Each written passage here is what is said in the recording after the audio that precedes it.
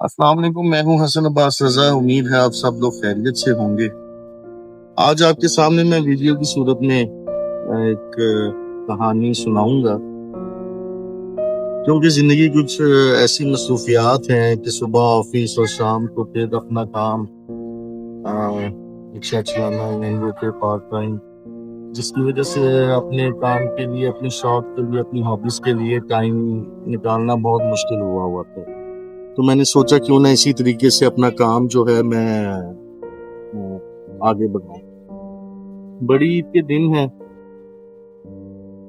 تمام دنیا میں، پوری دنیا میں جہاں جہاں مسلمان ہیں اپنی شوق کے لیے، سنت ابراہیمی پوری کرنے کے لیے طرح طرح کے جانور خرید رہے ہیں، خوبصورت سے خوبصورت، اپنی حیثیت، اپنی استطاعت کے مطابق۔ وہاں ایک بیٹھے بیٹھے ذہن میں خیال آیا کہ ایک خواب تھا جو حضرت ابراہیم علیہ السلام نے دیکھا اور جناب اسماعیل علیہ السلام کو بتایا، اور آگے سے جناب اسماعیل علیہ السلام نے کہا کہ بابا آپ اپنے خواب کو تکمیل دیں، انشاءاللہ تعالیٰ آپ مجھے صبر کرنے والوں میں پائیں گے۔ اس خواب کی تکمیل ایک میدان میں ہوئی جس کو جگہ اللہ نے قربانی قبول کی اور ایک مہنگا دیکھا۔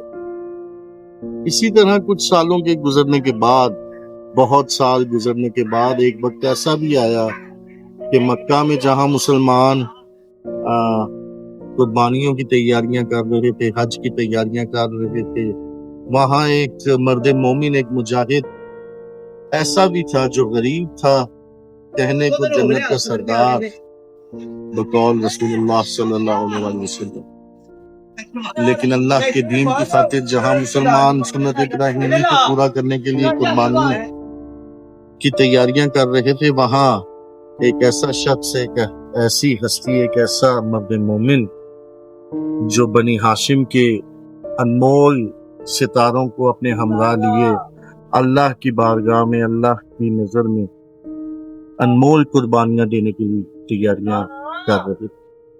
ایسا ہی ایک دن 8 ذی الحج، جہاں امت نے مجبور کیا حضرت امام حسین کو کہ حج کو عمرے میں تبدیل کر کے وہاں سے کوچ کر، کیونکہ وہ نہیں چاہتے تھے کہ کربلا، مکہ کی پاک سرزمین حرمت کو پامال کیا، لہذا انہوں نے اپنے سفر کا آغاز 8 ذی الحج سے کیا اور اپنے حج کو عمرہ میں تبدیل کر کے مکے سے کوفہ کی جانب سفر کا آغاز کیا۔ وہاں امام علی مقام نے اپنی تمام تر قربانیوں کو، اپنے انصار کو، اصحاب کو، جوانان بنی ہاشم کو ساتھ لیا اور مکے کا سفر شروع کیا۔ مکے سے کوفے کا سفر شروع کیا۔